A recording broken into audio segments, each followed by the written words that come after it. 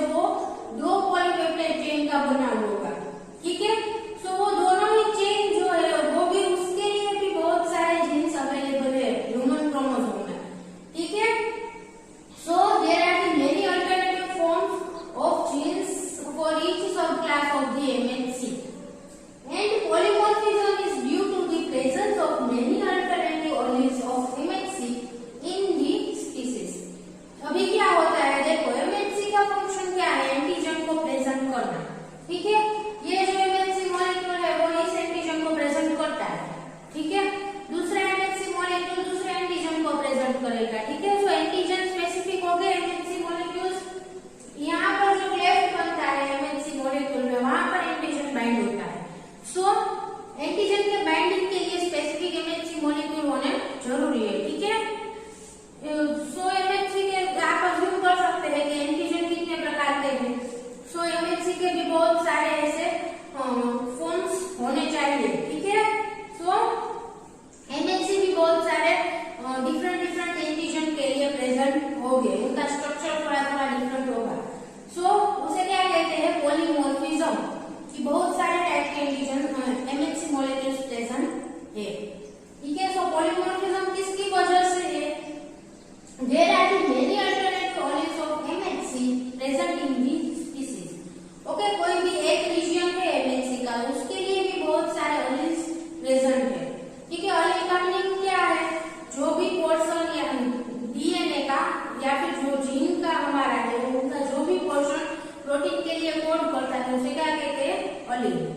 ठीक है, सो ऑलिन भी बहुत सारे टाइप्स के कोई पर्टिकुलर रीजन के लिए, उसकी वजह से एमएचसी में पॉलीमॉर्फिज्म देखने को मिलती है। ठीक है, now each MHC locus can encode for a very large number of the different allylic forms. Okay, ये हमने यहाँ पर डिस्कस किया कि एमएचसी का कोई भी लोकेशन है, फॉर एग्जांपल ये डीपी रीजन है, तो वो भी बहुत सारे डिफरेंट टाइप के एमएचसी मॉलिक्यूल के लिए कोड कर सकता है। ठीक है, so different allelic form present होंगे वहां पर। Now this human leukocyte antigen, ठीक है, ह्यूमन एचएलए कॉम्प्लेक्स, अभी ह्यूमन में जो भी एमएचसी मॉलिक्यूल्स जो भी सारे प्रेजेंट है, उन सबको कंबाइनली क्या कहते हैं? एचएलए। ठीक है, ह्यूमन ल्यूकोसाइट एंटीजन।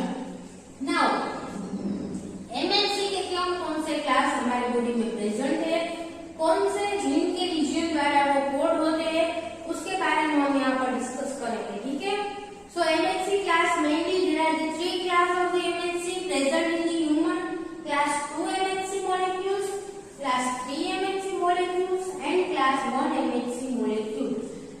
ओके, और इन तीनों के लिए जो भी जीन कोड करते हैं वो सब कौन से क्रोमोसोम्स पर प्रेजेंट होंगे? Chromosome number 6। Okay, now the region, there are the different regions in the gene for the MHC molecule.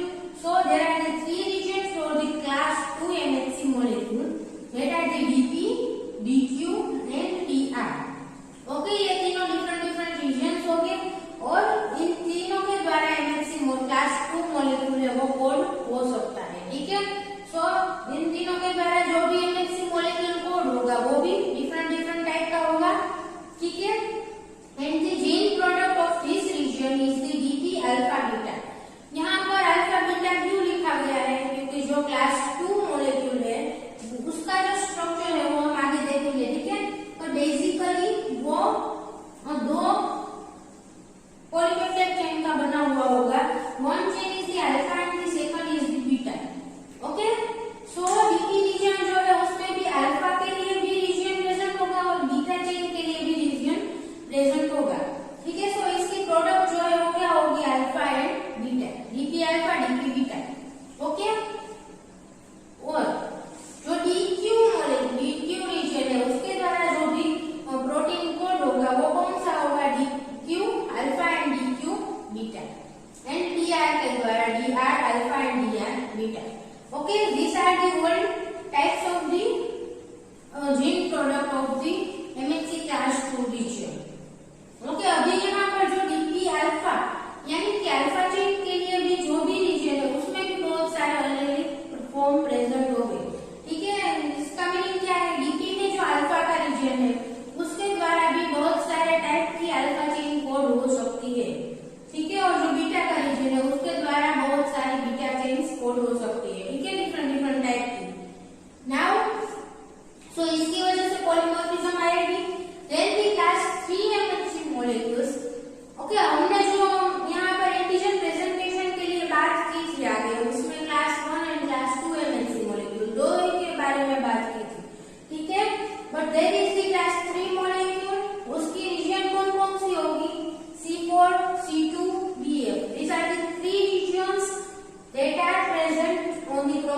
For the MHC class 3 molecule. और इन सभी रीजन जिन प्रोडक्ट्स की क्या है कॉम्प्लीमेंट प्रोटीन।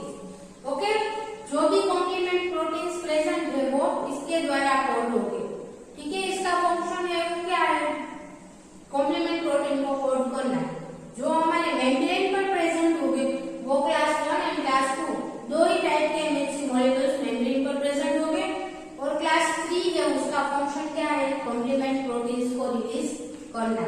ठीक है, नाउ क्लास 1 MHC मॉलिक्यूल, उसकी जो reason है उसका जो जीन है क्लास 1 मॉलिक्यूल के लिए, उसमें 3 रीजन प्रेजेंट होगी, B, C and A. Okay, and these 3 region will code for the HLA-B, HLA-C and HLA-A. Okay, इनकी जो जीन प्रोडक्ट है वो क्या है, HLA-B, HLA-C, HLA-A. Okay, इसमें एक ही पेप्टाइड चेन कोड होगी इसके द्वारा।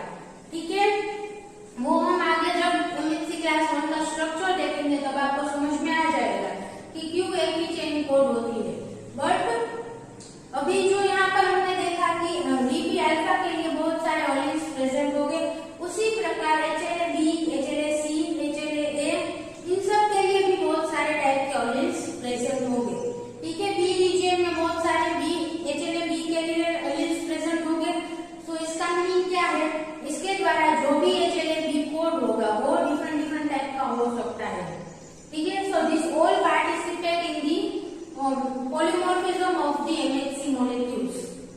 Okay, clear this much? Now we will understand about the class 1 and class 2 molecules structure. उसका स्ट्रक्चर किस प्रकार का होता है, उसका क्या फंक्शन है, दोनों के बारे में हम इंडिविजुअली डिस्कस करेंगे। ठीक है, क्लास 3 मॉलिक्यूल का जो भी रीजन है उसके द्वारा कॉम्प्लीमेंट प्रोटीन से कोड होते हैं, वो मेम्ब्रेन पर प्रेजेंट नहीं होगा। ठीक है, now first of all class 1 MHC molecule, उसका स्ट्रक्चर क्या है वो हम पहले देख लेते हैं। ठीक है, so this is the structure of the class 1 MHC molecule. Okay, सबसे पहले वो दो पेप्टाइड चेन से बना होगा, alpha chain and beta 2 microglobulin. Okay, this whole black one is the alpha chain and this is the beta 2 microglobulin peptide. Okay, and beta 2 microglobulin is उसका जो wait है वो क्या होगा, 12 kilo Dalton, and alpha chain का जो wait है वो 44 किलो डाल्टन होगा। ठीक है, इसके जो अल्फा चेन के 3 डोमेन है और ये एक है वो बीटा 2 माइक्रोग्लोबुलिन है। ठीक है, and alpha chain is made up of the 3 domain, alpha 1, then alpha 2 and this last one is the alpha 3. Okay, 3 domain का बना होगा, alpha 1, alpha 2 and alpha 3 and the beta 2 microglobulin, 4 portion हो गए। ठीक है, MHC क्लास 2 मॉलिक्यूल में अभी ये जो पूरा का पूरा क्लास 1 मॉलिक्यूल है उसको 4 रीजन में डिवाइड किया जाता है।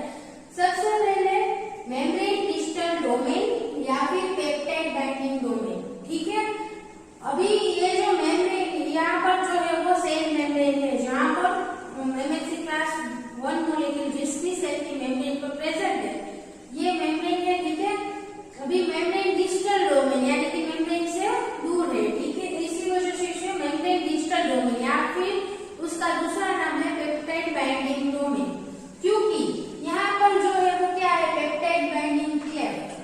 ठीक है, अल्फा 1 एंड अल्फा 2 वो दो डोमेन के बीच में जो भी क्लेफ्ट बनता है वहां पर पेप्टाइड बाइंड होगा।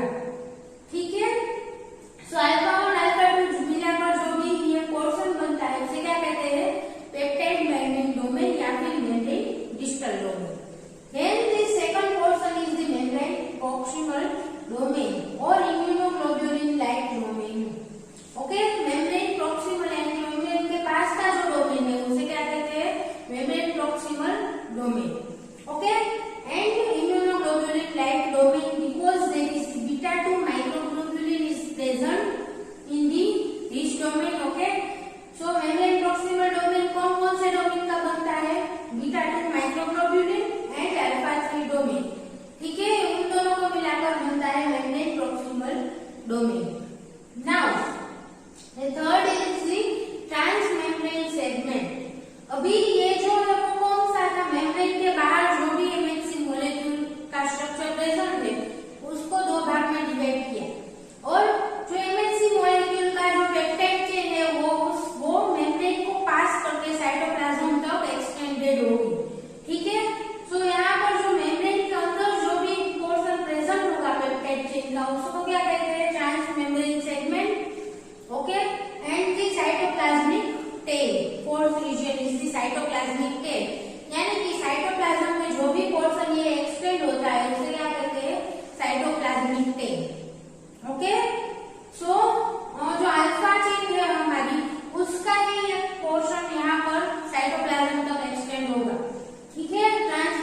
सेगमेंट प्रेजेंट होगा एंड साइटोप्लाज्म में भी प्रेजेंट होगा। जो बीटा 2 माइक्रोग्लोब्यूलिन है वो मेम्ब्रेन को पास नहीं करता, ठीक है, वो डायरेक्टली बाहर के साइड ही प्रेजेंट होगा।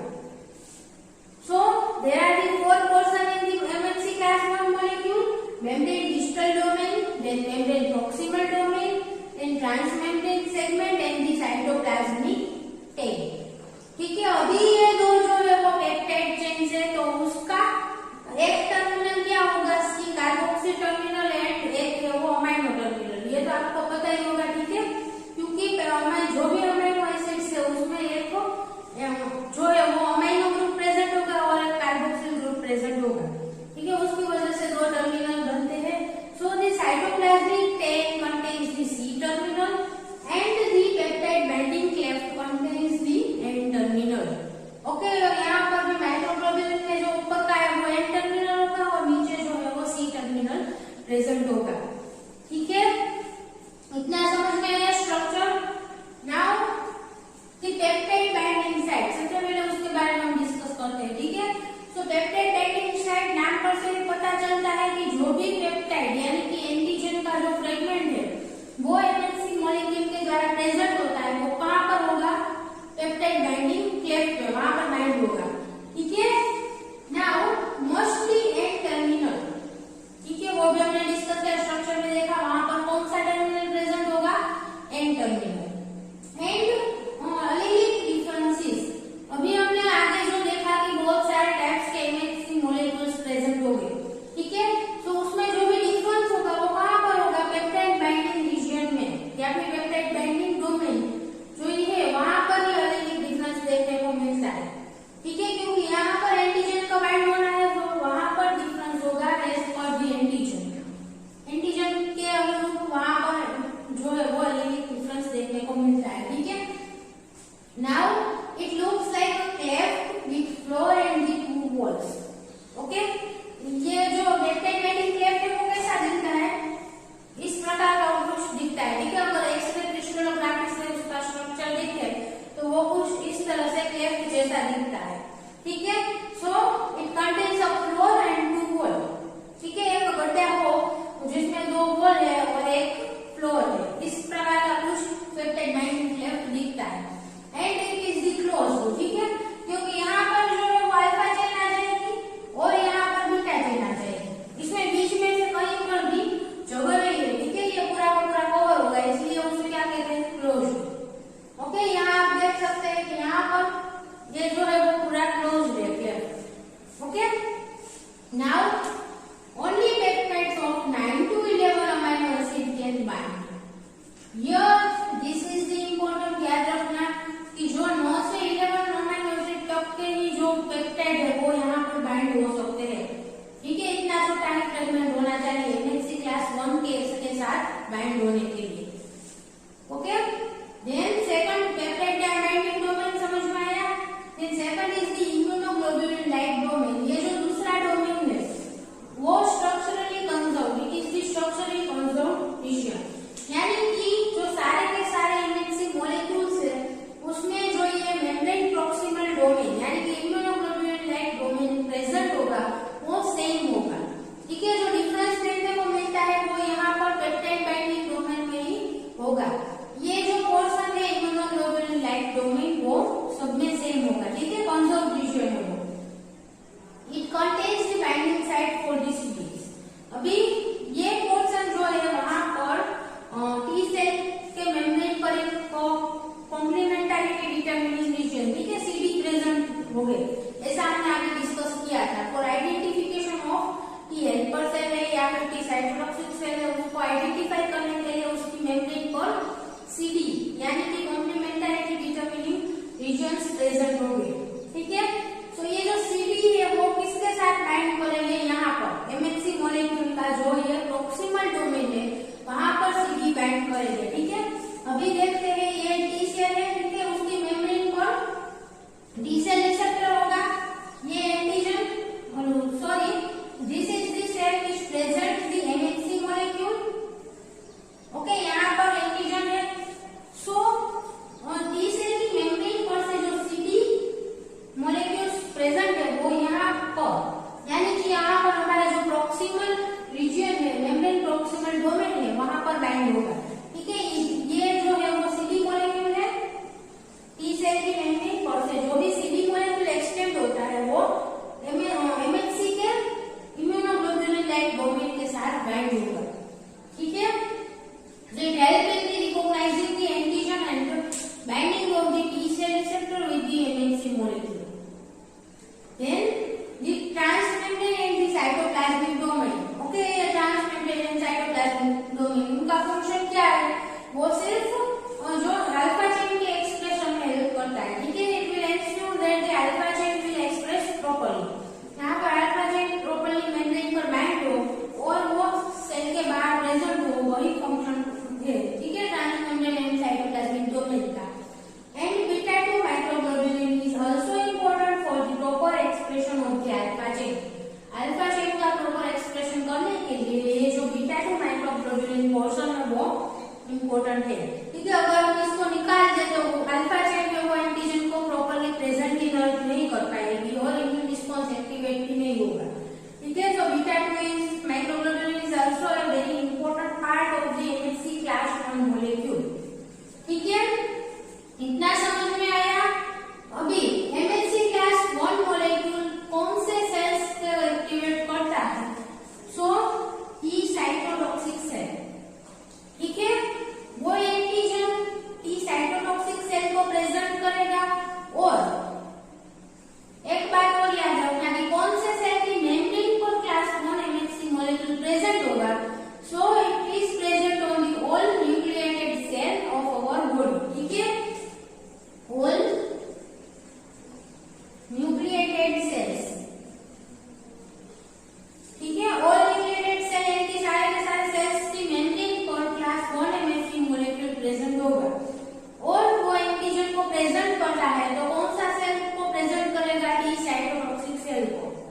ठीक है, अभी हम क्लास 2 के बारे में डिस्कस करेंगे, तभी हम देखेंगे कि क्लास 2 है वो T हेल्पर सेल को एक्टिवेट करता है और वो एंटीजन प्रेजेंटिंग सेल्स की मेम्ब्रेन पर ही प्रेजेंट होगा। ठीक है, but class 1 molecule is present in the membrane of all the nucleated cells और all the cells that in our body. Okay, clear this much?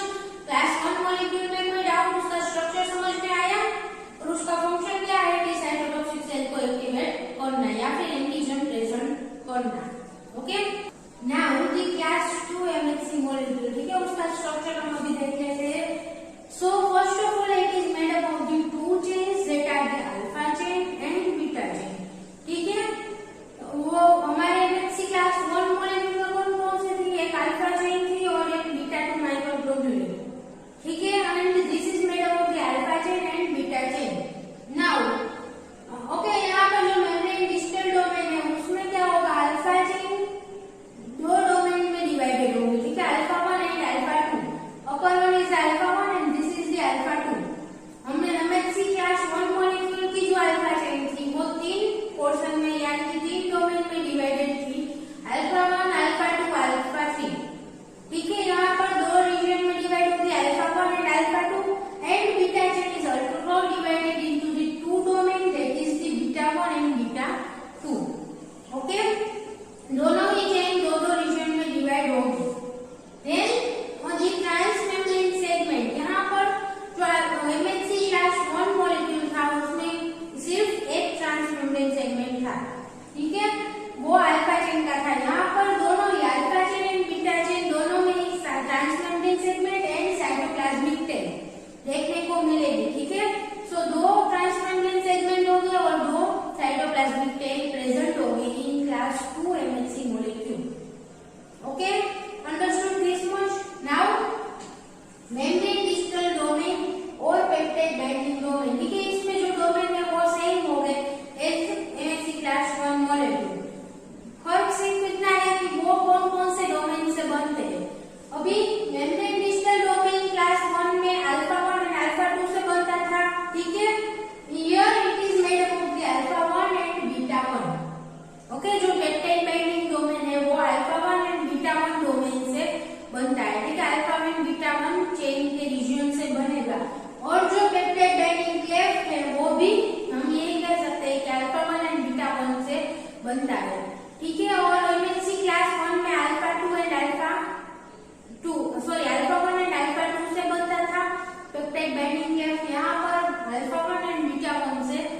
बनता है। ठीक है, now the second membrane proximal domain is made up of the alpha 2 and beta 2 domain. Okay, वहां पर class 1 में alpha 3 and beta 2 माइक्रोग्लोब्यूल उन दोनों को मिलाकर प्रॉक्सिमल डोमेन बनता था। ठीक है, यहाँ पर बीटा 2 एंड अल्फा 2 में made the proximal domain. Okay, transmembrane segment दोनों ही चेन में प्रेजेंट होगा और साइटोप्लाज्मिक टेल भी दोनों ही सेगमेंट में प्रेजेंट होगी। Okay, now the molecular weight of alpha chain is the 33 kilo Dalton end of beta chain is the 28 kilo Dalton. ठीक है, इनका मॉलिक्यूलर वेट में ज्यादा डिफरेंस नहीं होगा। ठीक है, दोनों की साइज अप्रोक्सीमेटली सेम होगी। Now first of all, class 2 MSC molecule is present on the antigen presenting cells membrane. Okay, सिर्फ antigen presenting cells यानी कि जो हमारे dendritic cells, macrophage, B cell है, उनके membranes पर ही present होगा mainly। ठीक है, और class 1 molecule है वो सारे के सारे nucleated cells की membrane पर present है। ठीक है, यहाँ पर सिर्फ antigen presenting cell की membrane पर ही class 2 MSC molecule present होगा।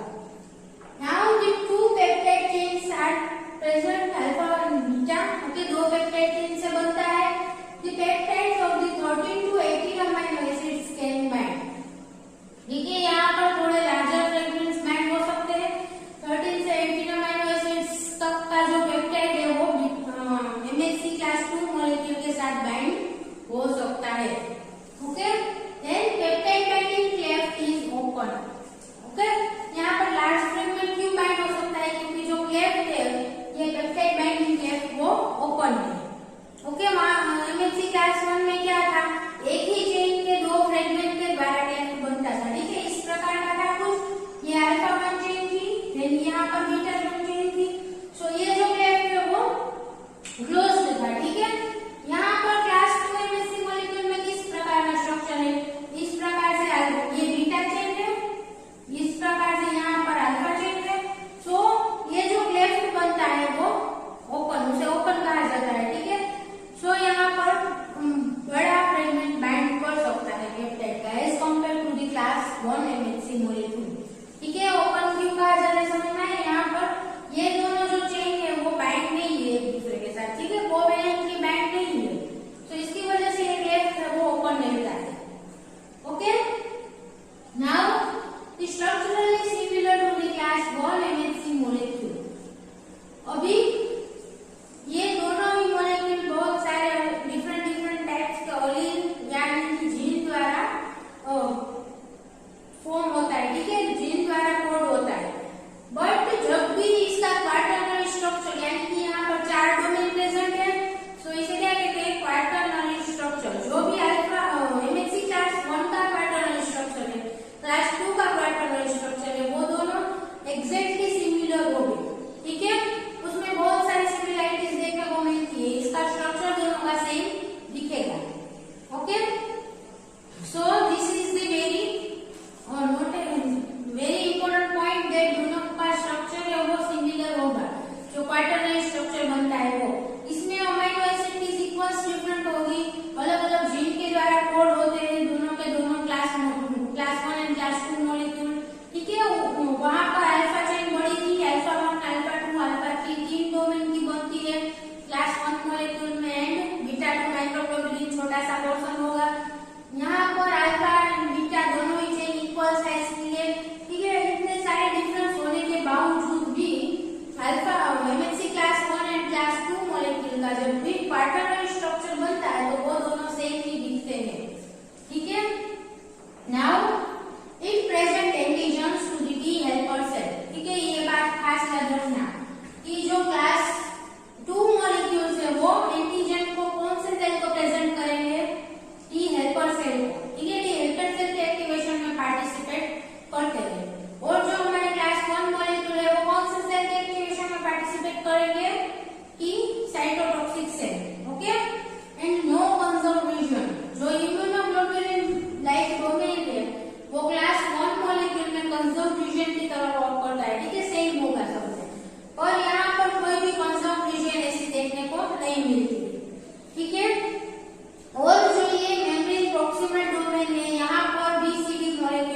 कर सकता है, टी हेल्पर सेल का। जो हमने क्लास 1 में देखा था कि यहाँ पर CD मॉलिक्यूल बाइंड करेगा, ठीक है, टी सेल के एक्टिवेशन में रिकॉग्नाइज करने में हेल्प करता है। सो यहाँ पर भी जो है CD मॉलिक्यूल बाइंड कर सकता है और यहाँ पर बाइंड होके टी हेल्पर सेल को हेल्प करेगा to recognise the MHC molecule and antigen. Okay, so this was all about the structure of the class 1 and class 2 molecule. In our next lecture, we will continue with the discussion of the MHC molecule. ठीक है, MHC molecules के बारे में हम discussion start करेंगे कि किस प्रकार वो एंटीजन को प्रेजेंट करता है, उन सब के बारे में हम डिस्कस करेंगे।